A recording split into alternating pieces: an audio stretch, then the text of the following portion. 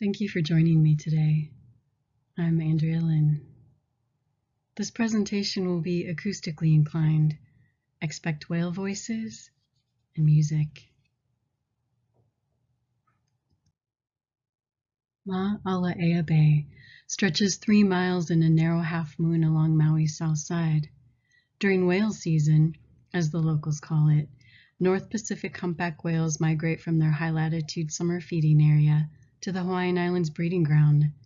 There are typically thousands of humpbacks on the breeding ground every February and March.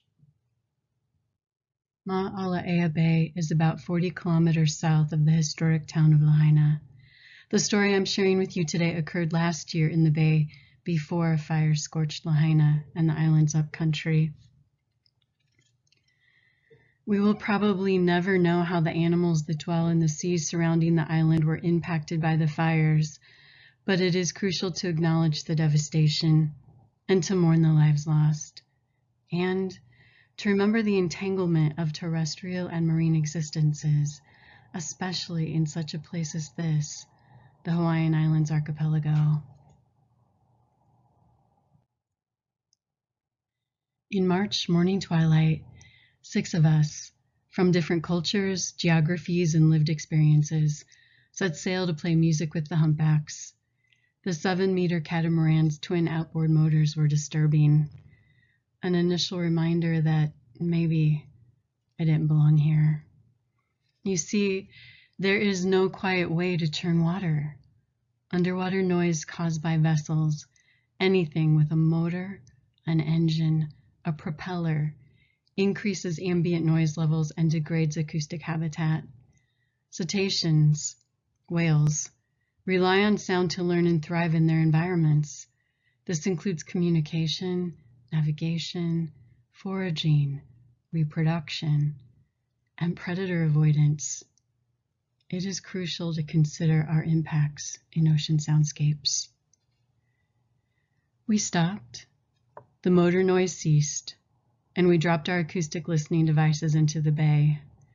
Male humpbacks generate elegant acoustic exhibitions that have been called songs ever since Roger Payne and Scott McVeigh published their seminal paper in the journal Science in 1971, documenting and naming the whale's vocalizations.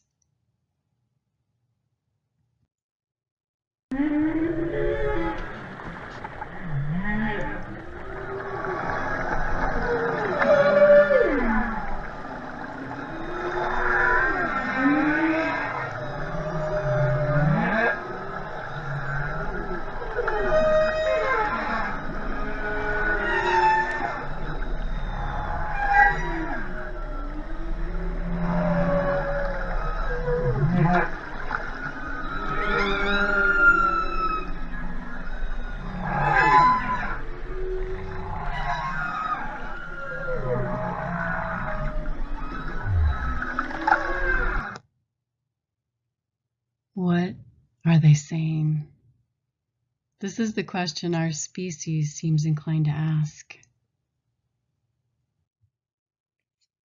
Environmental musician, eco-poet, and author of Whale Music, 1,000-Mile Songs in a Sea of Sound, may be the only human I know who doesn't ruminate on that question. David was our maestro for this expedition. He's here in the room, right over there. And as you read the dedication David chose to offer for this book, you can already see and hear wherein David dwells. Making music with a myriad of creatures, his latest endeavors are documented in his most recent book, Secret Sounds of Ponds.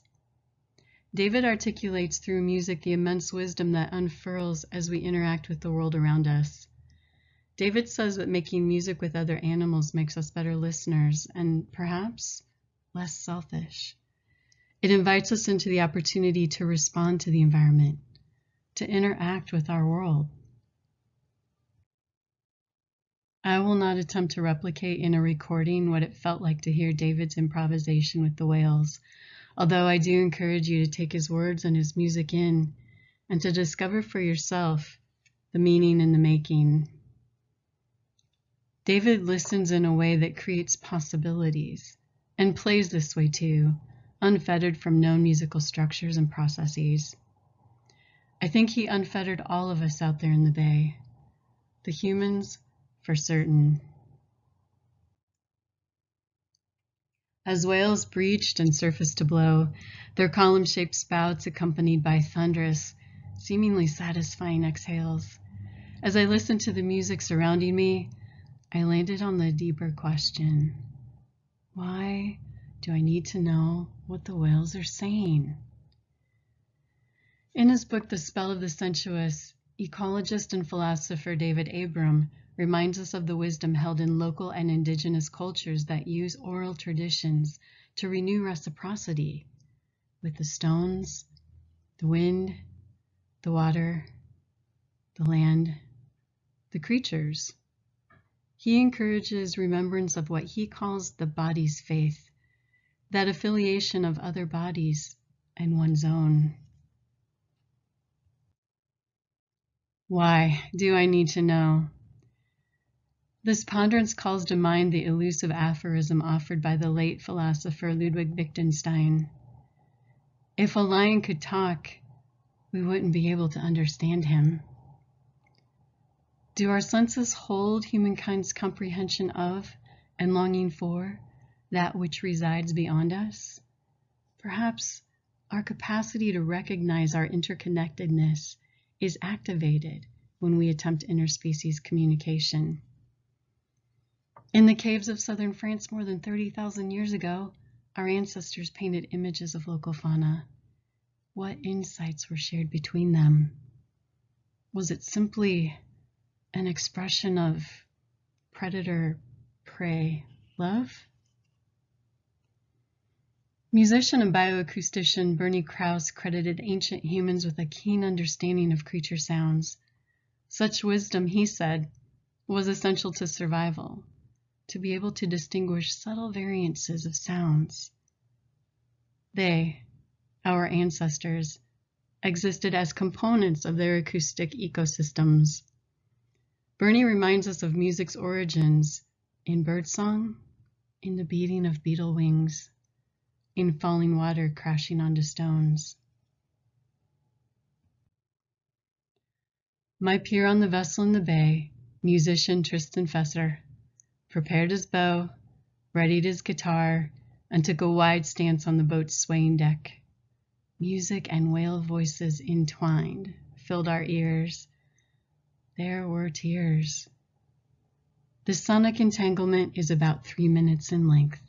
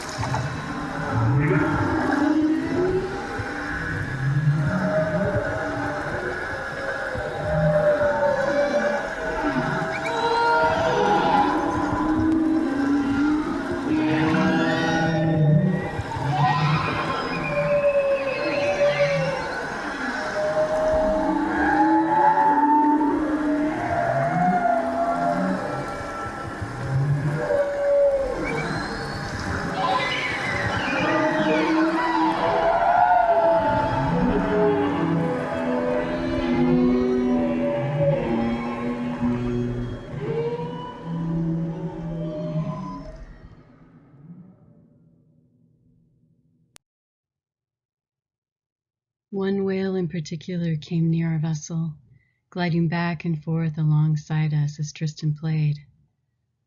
Was the whale responding? Listen.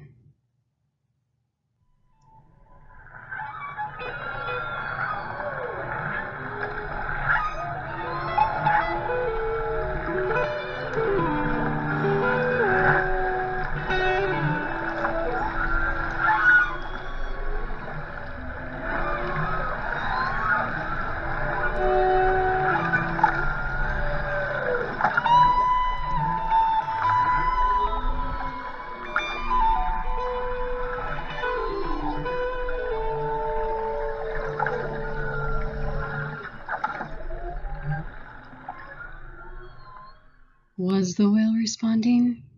Singing along? David says this is the question he receives most often when he plays music with other animals. People want to know if the other animals are responding.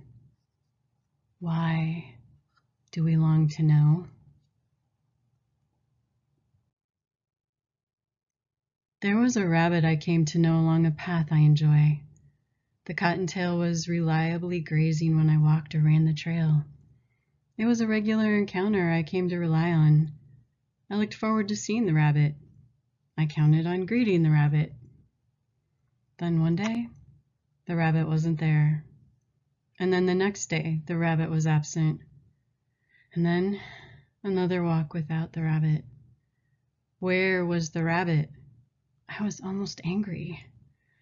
My desire for connection with the rabbit was selfish, of course. Not unlike the need to know what the whales are saying, to know if they are responding to our music.